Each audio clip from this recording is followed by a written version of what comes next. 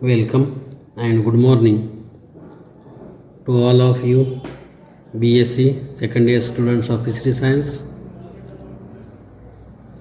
Boys, during last part of our study, we have studied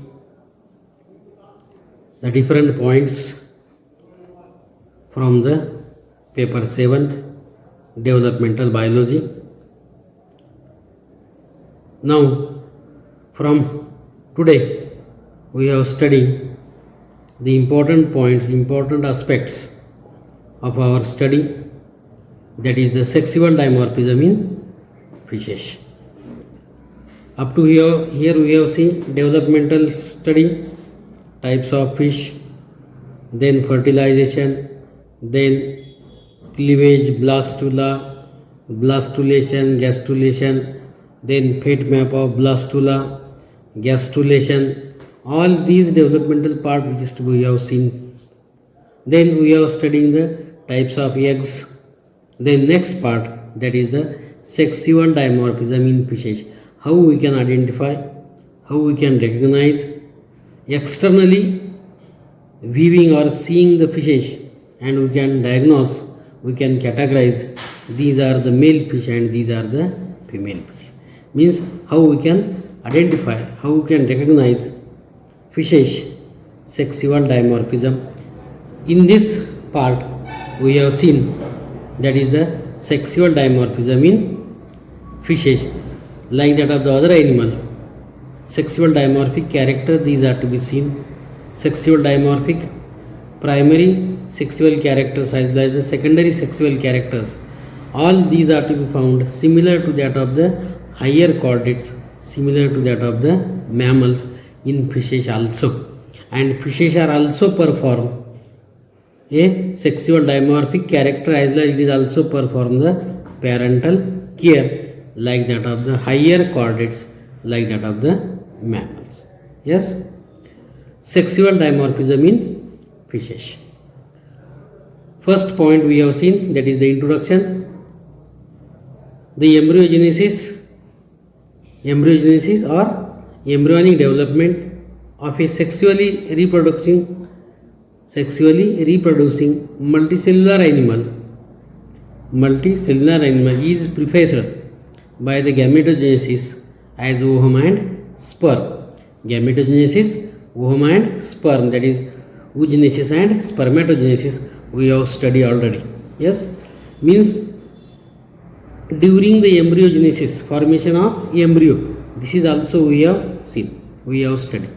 During embryogenesis or the embryonic development of sexually reproducing multicellular animal is prefaced by the gametogenesis as oogenesis and spermatogenesis. These are to be done, these are to be occur.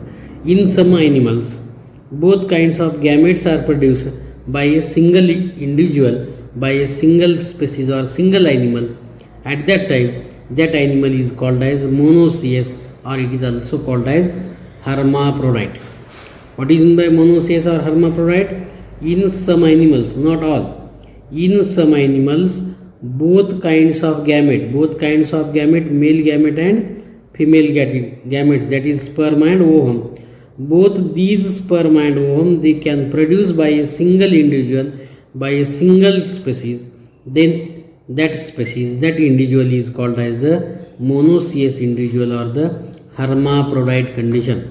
Hermaphrodite condition. And in fishes, such hermaphrodite condition, these are to be found, these are to be occur in some fishes, in some both teleostomy member as well as the elasmobranchi member, they can show, they can possess such monoecious conditions or the hermaphrodite condition.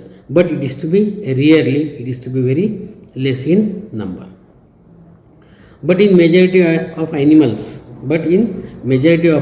both kinds of gametes, that is sperm and ovum, produced by different individuals, produced by separate individuals of an animal, such species, these are called as dioecious.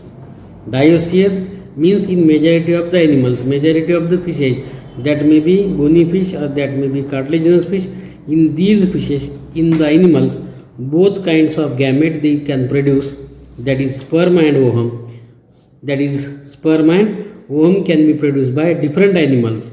Sperm is to be produced by male animal and ovum is to be produced by female animal. Such gamete they can produce by different individuals, different animals. Then that species are called as the dioecious. Monoecious and dioecious. Monoecious, both kinds of gamete produced by single species. It is also called as hermaphroditism or the hermaphrodite. In our fishery term, maximum fish species or rarely some fish species they can hermaphrodite. Both gamete they can produce by a single species or single fish species. Hence it is hermaphrodite condition reported, it is to be found. But maximum or majority of the animals are the dioecious. They can produce only one type of gamete, either sperm or either egg. Male animal produce spermatozoa or the male gamete. Female animal produce egg or the female gamete. Such animals, these are called as dioecious. These are called as the dioecious. Again, in this sexual dimorphism, that is sex cells as spermatozoa, kinds of sex cells as spermatozoa or ovum. These spermatozoa and ovum and those organs which are immediately concerned with their production, that is male gametes. These male gametes are called as testes and female gametes are called as, or female gonads are called as ovaries. These male gonads and female gonads, testes and ovaries, these testes and ovaries for the kind of sex cells as spermatozoa or ova or the ovum. These two organs, these two part, these two gonads, that is male gonads and female gonads. The male gonads is called as testes and female gonads is called as ovaries. These testes and ovaries are called as the primary sexual characters of different or each animal. That is, testes are the primary sexual characters of male fish and ovaries are the primary sexual characters of the female fish. Means testes and ovaries are the types of gonads, are the gonads. These gonads, these are to be primary sexual characters, and depending on these primary sexual characters, we can identify, we can recognize whether the animal is to be male or whether the animal is to be female. Beside these primary sexual characters, the male and female sex differ from each other. These sex characters, sexual character, primary sexual character, no doubt present. But beside these primary sexual character, male and female animals, male fish and female fish can identify, differ externally by many somatic character. These many somatic character, these many external character which is to be found instead of male gonads and instead of female gonad, these character, that somatic character, it is to be called as secondary sexual character. Secondary sexual character means testes and ovaries are the primary sex character.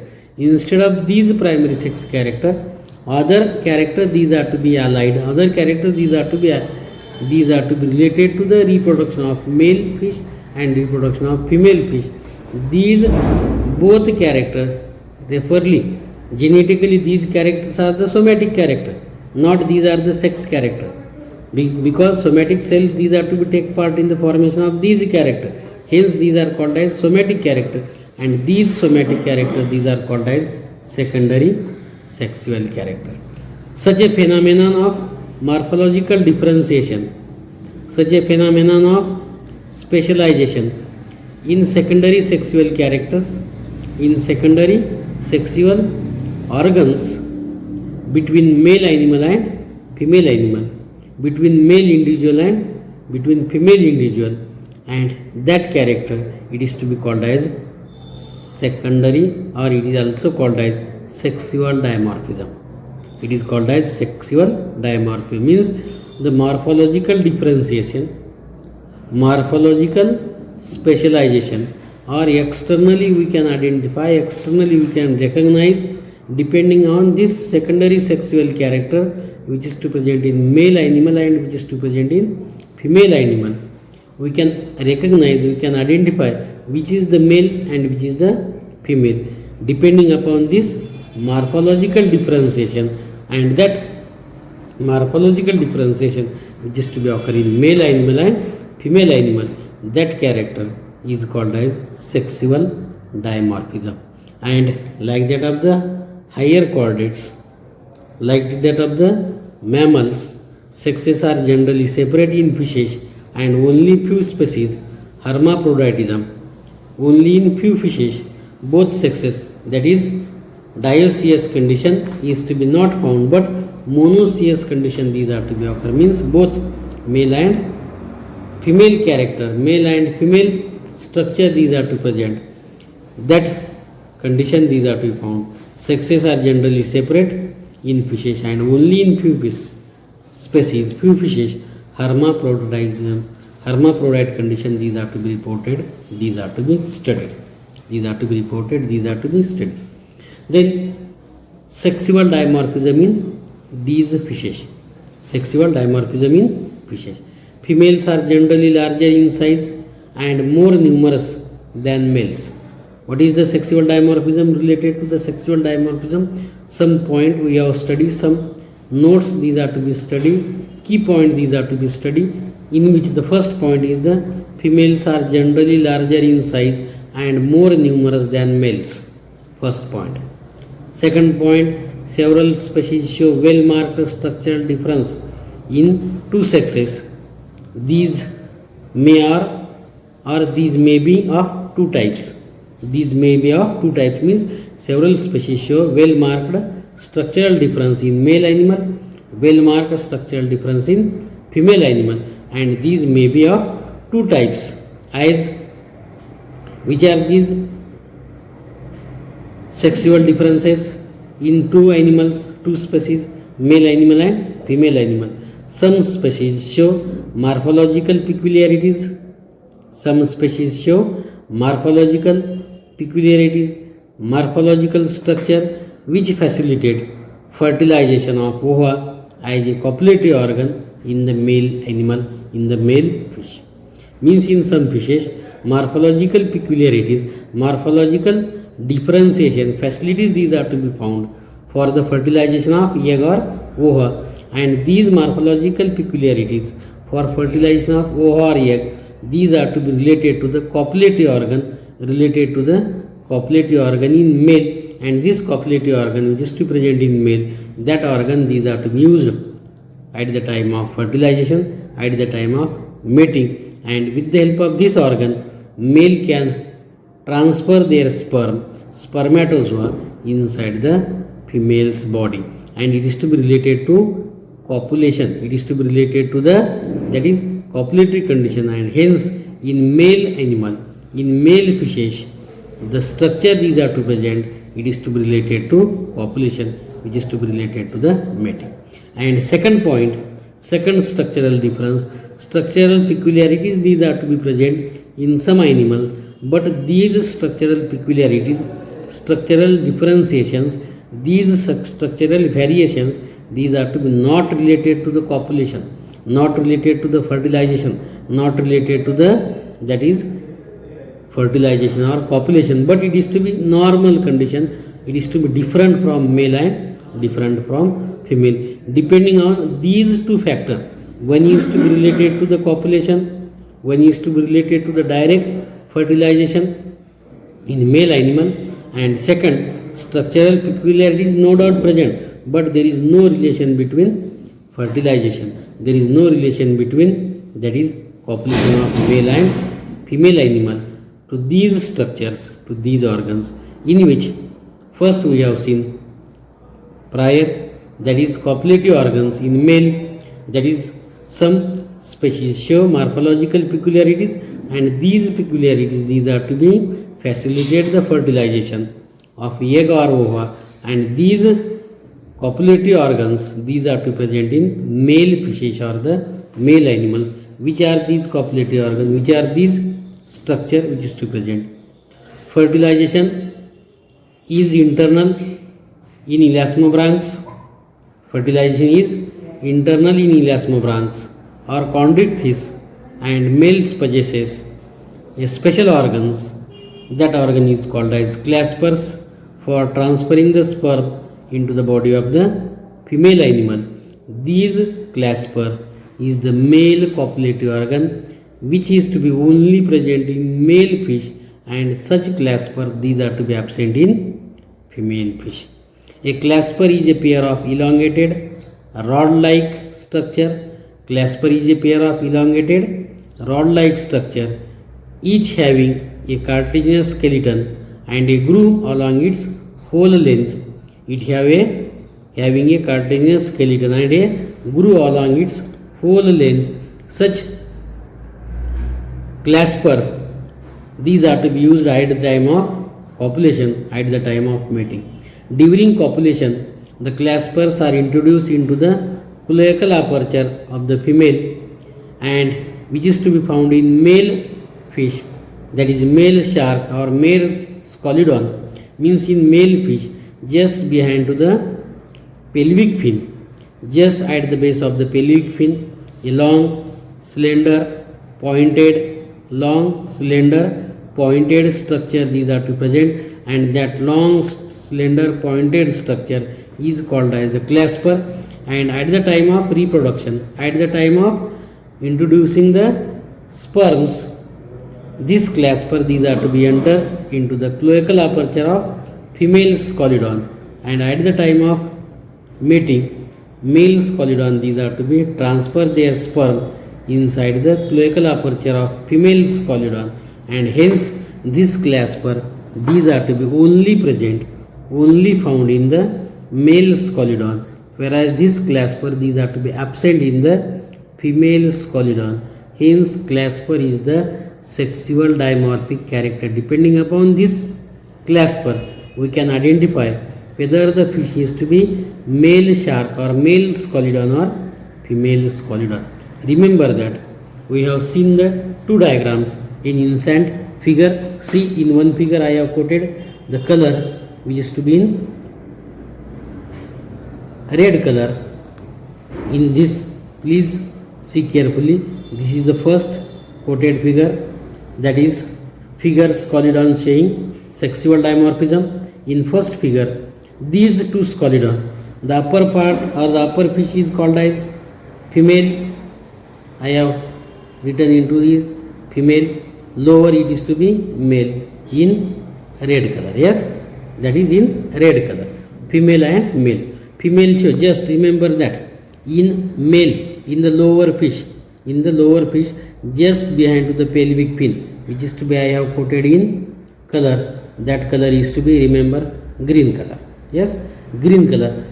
See carefully in this figure, just behind to the pelvic fin, a long pointed slender like structure these are to be appear. This long pointed slender like structure which is to be seen, which is to be in figure, it is to be drawn into blue color, blue ink. That structure is called as the male copulatory organ clasper. Male copulatory organ clasper. Such clasper these are to present in only male fish, and this clasper these are to be used at the time of fertilization, at the time of, that is, reproduction, especially when female introduce this clasper inside the male introduce this clasper inside the female's cloacal aperture, and they can transfer the sperms inside the female's cloacal aperture. Upper fish show the female fish. In this I have quoted the color into a pink color. Yes, this is the female fish. In this female fish, such slender pointed clasper these are to be absent, these are to be not found. Depending on this clasper, we can identify this upper fish is the female fish and this lower fish is the male fish.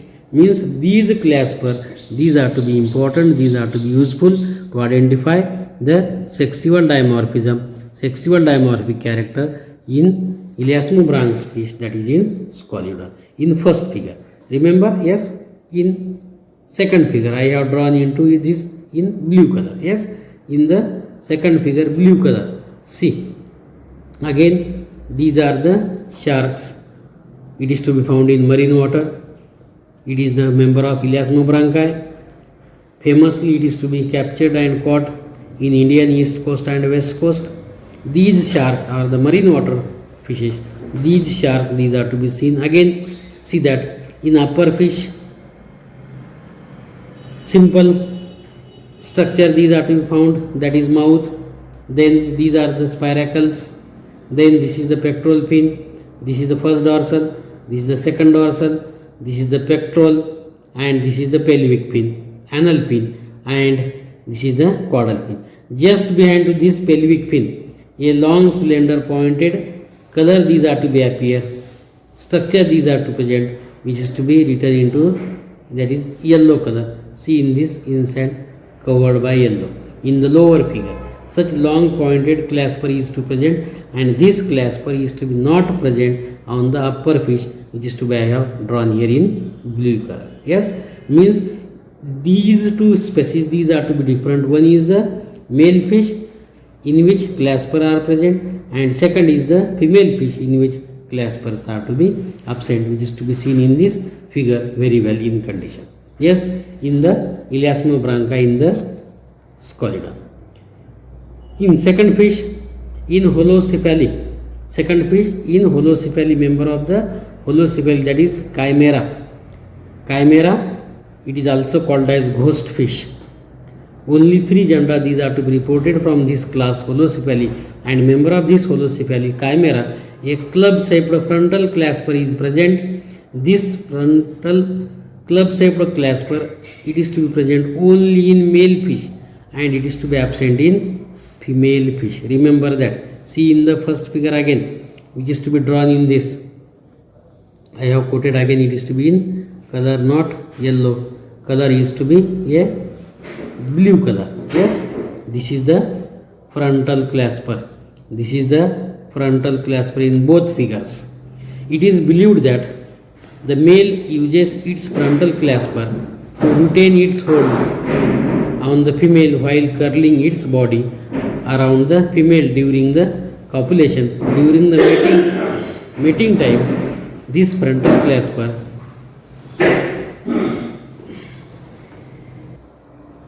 which is to be drawn, this frontal clasper into blue color, which is to be seen in figure, which is to be seen in this figure. It is believed that the male uses its frontal clasper to retain its hold on the female while curling its body around the female during the copulation. At the time of copulation, at the time of mating, to hold the female fish, to catch a proper grip, to catch a proper movement. This frontal clasper is to present only in the male chimera, and such frontal clasper is to be absent, not found in the female chimera. Hence, depending on this frontal clasper, or these frontal clasper are the sexual dimorphic character, and depending on these frontal clasper, we can identify whether this holocephaly or whether this chimera is male chimera or whether the chimera is to be female chimera. On those chimera head, a frontal clasper, a frontal knob-like structure clasper is to be present, then that fish is the male chimera, and in those fish, a frontal clasper is to be absent, that fish is called as female chimera. See in the figure third, lower to this, in this figure, I have quoted this figure into green color. Yes, completely encircled in green color. In this chimera, there is absence of clasper, means on head, a frontal clasper is to be absent. It indicates that these fish is to be called as the female fish because frontal clasper is to be absent, and in those fishes frontal clasper is present. These are the male chimera. Means we can identify, we can recognize sexual dimorphism is to be done. Sexes we can identify these character, that is frontal clasper is present, then the fish is male chimera, frontal clasper is absent, then the fish is female chimera. Means these are the sexual dimorphic character. With this, only in one elasmobrancha example, that is Scoliodon, and second in holocephali example chimera. In these two species, the male reproductive organ claspers are present in first Scoliodon, whereas frontal clasper not related to reproduction, but it is to be attached properly, it is to be used at the time of copulation, at the time of mating, and such frontal clasper is to be absent in female, only present in male. With this we can identify sexual dimorphism is to be found in male fish and female fish. Hope you understand the first two examples of, that is elasmobrancha and holocephali. Then in next part we have see the next examples. Thank you all of you.